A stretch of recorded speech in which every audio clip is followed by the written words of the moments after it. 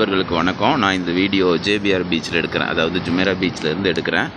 இந்த வீடியோ எடுக்கிறதுக்கான முக்கிய காரணம் என்னென்னா, துபாயில் லாஸ்ட் 2 நாளாக நல்ல மழை. ஸோ அங்கே மழை வந்துடுச்சுன்னா நம்ம ஊரை மாதிரி தண்ணியெல்லாம் சடனாக வடிஞ்சிடாது. இந்த ஓஸ் போட்டு தான் எல்லா தண்ணியும் வெளியேற்றுவாங்க. நீங்கள் பார்க்குறீங்களா, இந்த மாதிரியான ஓஸ் தான். இப்போ ஜேபிஆரில் வந்து பக்கத்துலேயே கடல் இருக்கிறதுனால இந்த ஓஸை போட்டு டைரெக்டாக கடலில் அனுப்பிடுவாங்க.